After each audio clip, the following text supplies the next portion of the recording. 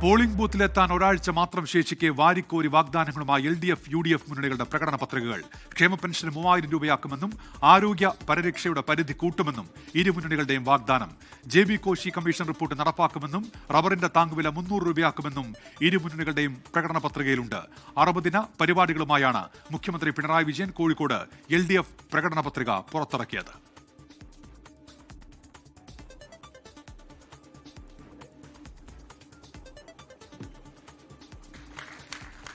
നമ്മുടെ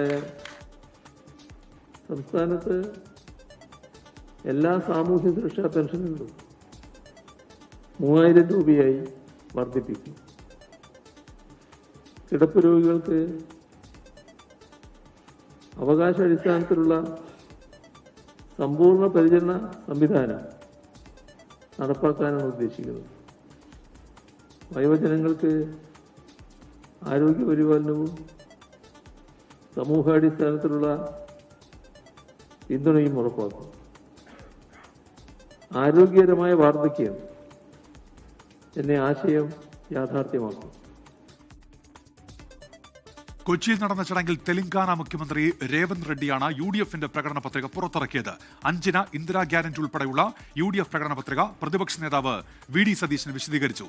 silver line നടപ്പാക്കില്ലെന്നും Kerala ബാങ്കും കിഫ്ബിയും പുനഃപരിശോധിക്കുമെന്നും പ്രതിപക്ഷ നേതാവ്. സ്ത്രീകൾക്ക് KSRTC ബസ്സിൽ സൗജന്യ യാത്ര, കോളേജിൽ പഠിക്കുന്ന പെൺകുട്ടികൾക്ക് 1000 രൂപ പ്രതിമാസ ധനസഹായം. മൂന്നാമത്, യുവാക്കൾക്ക് സംരംഭങ്ങൾ ആരംഭിക്കുന്നതിന് 5 ലക്ഷം രൂപ പലിശരഹിത വായ്പ. അഞ്ചാമത്തത്, വയോജനങ്ങൾക്ക് വേണ്ടി അവരെ സംരക്ഷിക്കുന്നതിന് വേണ്ടിയിട്ടുള്ള വൈവിധ്യമാർന്ന പദ്ധതികൾ നടപ്പാക്കുന്നതിനായിട്ടുള്ള വയോജന വകുപ്പിന്റെ രൂപീകരണം. അതുകൂടാതെയുള്ള ഒരു പ്രധാനപ്പെട്ട ഡിക്ലറേഷൻ, ഇപ്പോൾ 2000 രൂപ കൊടുക്കുന്ന സാമൂഹ്യ സുരക്ഷാ പെൻഷൻ 3000 രൂപയായി വർദ്ധിപ്പിക്കുമെന്നുള്ളതാണ്. ശ്രീജിത്തുണ്ട് ഇപ്പോൾ തിരുവനന്തപുരത്ത് നിന്ന്. ശ്രീജിത്ത്, എന്തൊക്കെയാണ് LDFന്റെയും UDFന്റെയും പ്രകടന പത്രികകളിലെ ശ്രദ്ധേയ വാഗ്ദാനങ്ങൾ? ശ്രീജിത്ത്.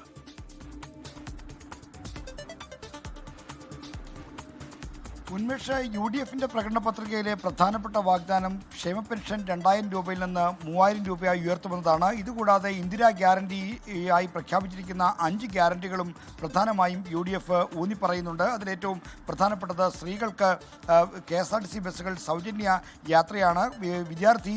വിദ്യാർത്ഥിനികൾക്കുള്ള സഹായമുണ്ട്. ഒപ്പം തന്നെ ഈ ഉമ്മൻചാണ്ടി ആരോഗ്യ ഇൻഷുറൻസ് പദ്ധതി എന്ന പേരിൽ 25 ലക്ഷം രൂപയുടെ ആരോഗ്യ ഇൻഷുറൻസ് അടക്കമാണ് പ്രഖ്യാപിക്കുന്നത്. ഇതുകൂടാതെ UDFന്റെ പ്രകടന പത്രികയിൽ പറയുന്ന മറ്റ് കാര്യങ്ങൾ, വയനാട് ട്രൈബൽ യൂണിവേഴ്സിറ്റി സ്ഥാപിക്കും, ക്ഷേമ പെൻഷൻ ശമ്പള മാതൃകയിലാക്കും, ആശ്രയ പദ്ധതി അത് പരിഷ്കരിച്ച് നവ ആശ്രയ എന്ന പേരിൽ പുതിയ പദ്ധതി പുറത്തിറക്കും, തൊഴിലുറപ്പ് പദ്ധതിയുടെ വേതനം വർദ്ധിപ്പിക്കും, ആശാ വർക്കർമാരുടെയും പാചകത്തൊഴിലാളികളുടെയും അംഗൻവാടി ജീവനക്കാരുടെയും വേതനം വർദ്ധിപ്പിക്കുന്ന വാഗ്ദാനവും UDFന്റെ പ്രകടന പത്രികയിലുണ്ട്. റാഗിംഗ് തടയാനുള്ള പദ്ധതികൾ നടപ്പിലാക്കും, അതിനുള്ള നിയമനിർമ്മാണം അടക്കം കൊണ്ടുവരുമെന്നുള്ള വാഗ്ദാനവും UDFന്റെ പ്രകടന പത്രികയിലുണ്ട്. LDFന്റെ പ്രകടന പത്രികയിലും ക്ഷേമ പെൻഷൻ തന്നെയാണ് പ്രധാനമായും ഊന്നൽ നൽകുന്നത്. ക്ഷേമ പദ്ധതികളിൽ ക്ഷേമ പെൻഷന്റെ തുക ഇപ്പോൾ 2000 നിന്ന് 3000 രൂപയായി വർദ്ധിപ്പിക്കും. സ്ത്രീ സൗഹൃദമായ ഒട്ടേറെ നടപടികളും LDFന്റെ പ്രകടന പത്രികയിൽ വാഗ്ദാനം ചെയ്യുന്നു. അതിൽ ഏറ്റവും പ്രധാനപ്പെട്ടത് സ്ത്രീകൾക്ക് ഈ ആർത്തവാവധി നൽകും എന്നുള്ളതാണ്. ജീവനക്കാർക്ക് ആർത്തവാവധി നൽകുമെന്ന പ്രഖ്യാപനമാണ്. ഇതോടൊപ്പം തന്നെ കടലിലെ മക്കൾക്ക് കടലിന്മേൽ അവകാശം നൽകുന്ന കാര്യത്തിൽ അവർക്ക് വിൽപ്പനാവകാശം അടക്കം നൽകുന്ന കാര്യത്തിലുള്ള പ്രഖ്യാപനമുണ്ട്. എന്നാൽ ഇത് പ്രായോഗികമാണോ എന്ന് പഠിക്കാൻ ഒരു കമ്മീഷനെ നിയോഗിക്കും. ഒപ്പം തന്നെ വയനാട് അടക്കമുള്ള പ്രദേശങ്ങളിൽ താമസിക്കുന്ന ആദിവാസികൾക്ക് 2 ഏക്കർ ഭൂമി നൽകും. അതിൽ കൃഷിഭൂമി ഉണ്ടെന്ന് ഉറപ്പുവരുത്തും. ഇങ്ങനെ ഒട്ടേറെ വാഗ്ദാനങ്ങളുണ്ട്. JB കോശി കമ്മീഷൻ റിപ്പോർട്ട് നടപ്പിലാക്കുമെന്ന് പറയുന്നുണ്ട്.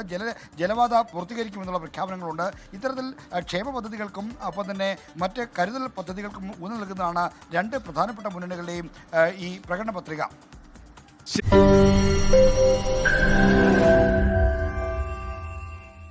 ലോകത്തെവിടെയായാലും ഏത് സമയത്തും 24 വാർത്തകളും ഓഗ്മെന്റഡ് റിയാലിറ്റി പാക്കേജുകളും എക്സ്പ്ലെയിനറുകളും വിശദമായി കാണാൻ ഞങ്ങളുടെ YouTube ചാനൽ നിങ്ങൾക്ക് സബ്സ്ക്രൈബ് ചെയ്യാം.